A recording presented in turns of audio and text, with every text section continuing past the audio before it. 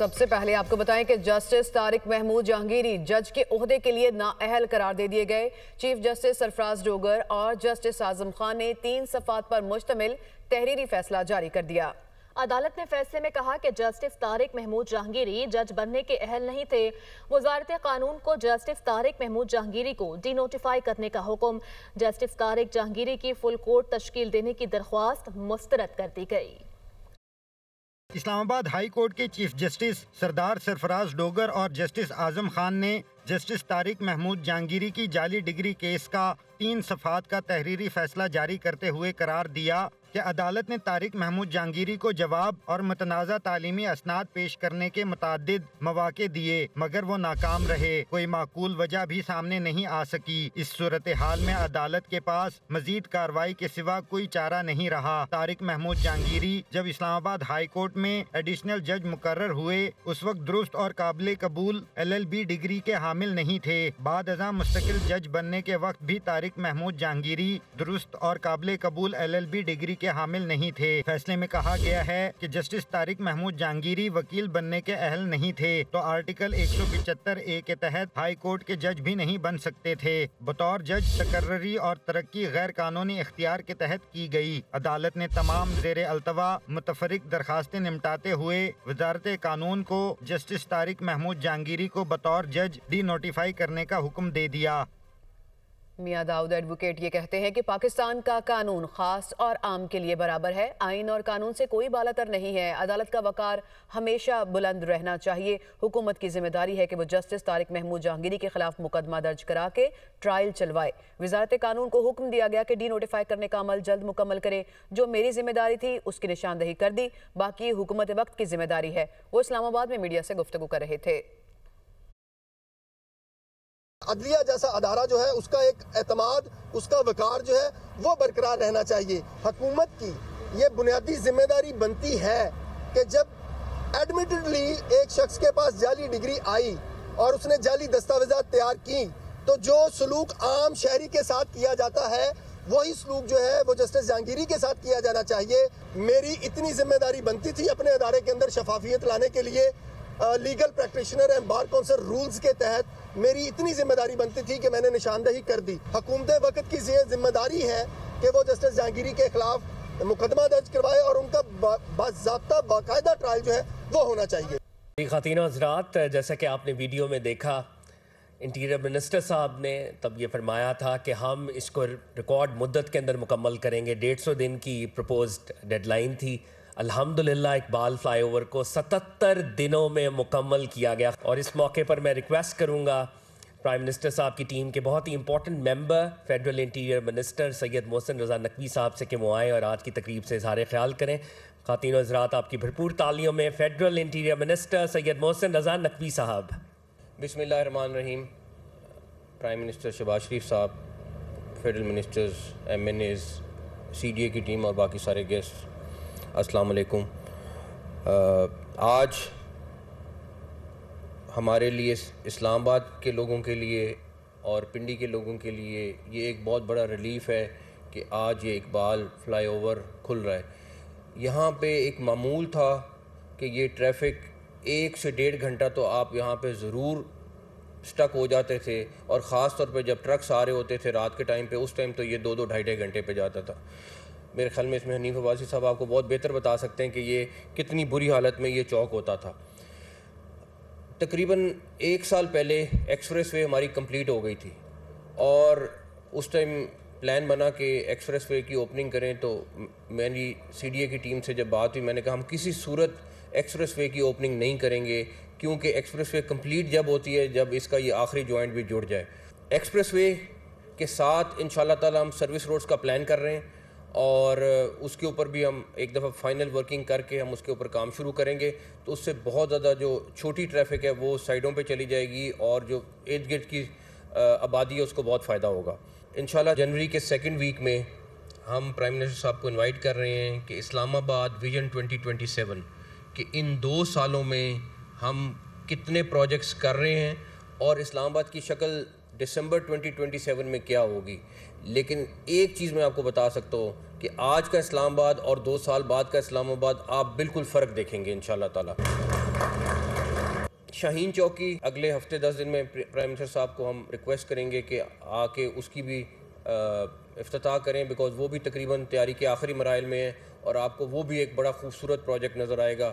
وہ اسلام آباد کے جو رہنے والے ہیں ان کے لیے بھی کافی بڑا ریلیف ان کو ملنے والا ہے انشاءاللہ تعالی. ایک چیز اور جو ہمارا ٹارگیٹ ہے، اور جس طرح ابھی ہوسٹ نے بھی یہ بات کی کہ سب سے پہلا ٹارگیٹ ہے ہمارا کہ کاسٹ افیکٹو، کہ یہی چوک تھا اور اس سے پہلے یہ اربوں روپے کا تھا، اس میں زمین ایکوائر ہو رہی تھی، اس میں کافی چیزیں تھیں، اور جب کوئی اس کی اماؤنٹ سنتا تھا تو وہ کہتے تھے یہ پروجیکٹ نہیں ہو سکتا.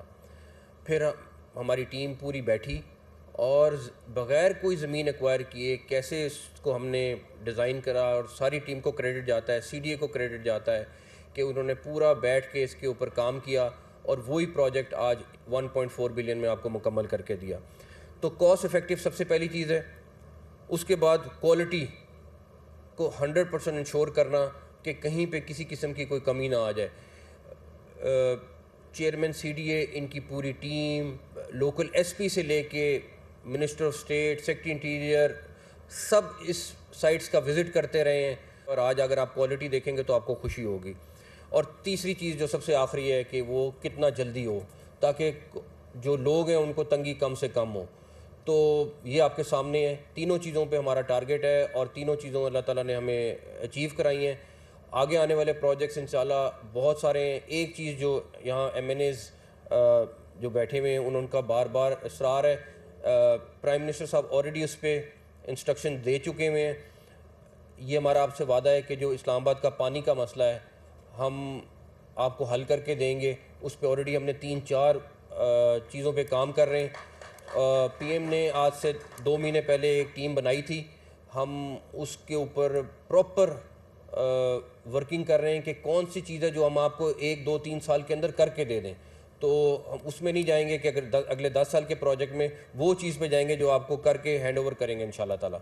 تو آپ دعا ہے کہ اللہ تعالیٰ پوری ٹیم کو اسی طرح رکھے، اسی طرح کامیاب کرے، پرائم منسٹر صاحب کی گائیڈنس اسی طرح رہے. تمام ہمارے کیبنٹ ممبرز کا بہت بہت شکریہ جو ہمارے ساتھ دے رہے ہیں. Thank you very much. بہت شکریہ. Ladies and gentlemen, it is my humble duty to be calling upon the chief guest of today's ceremony, His Excellency Prime Minister of the Islamic Republic of Pakistan, Mohammad Shehbaz Sharif. بسم اللہ الرحمن الرحیم. محترم محسن نقوی صاحب، وزیر داخلہ، honourable federal ministers, parliamentarians, chief commissioner, chairman C D A Chaudhry Muhammad Ali Randhawa, اور اس منصوبے کے شاندار افتتاح کے موقع کے اوپر سی ڈی اے اور جو کنٹریکٹرز اور یہاں پر موجود مہمانان گرامی، السلام علیکم.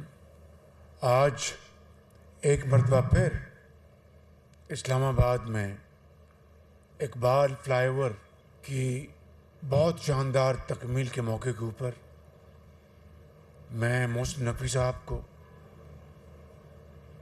اور ان کی پوری ٹیم کو مبارکباد پیش کرتا ہوں کہ انہوں نے ایک اور منصوبہ ریکارڈ ٹائم میں مکمل کیا. اس کے لیے جو کنٹریکٹرز نے جو کام کیا ہے، میں ابھی فلائی اوور دیکھ کے آیا ہوں، اس کی اچھی کوالٹی ہے، لہٰذا آپ کو بھی میں مبارکباد پیش کرتا ہوں اور شکریہ ادا کرتا ہوں. کل مجھے بلوچستان سے ایک سیاسی شخصیت تشریف لائے میرے پاس، تو کہنے کے کہ شہباز شریف صاحب، میں اسلام آباد پچھلے 2-3 ہفتوں سے یہاں ٹھہرا ہوا ہوں، اتنی زیادہ سڑکوں کے جال، فلائی اوورز، انڈر پاسز، تو یہ تو کمال ہو گیا ہے.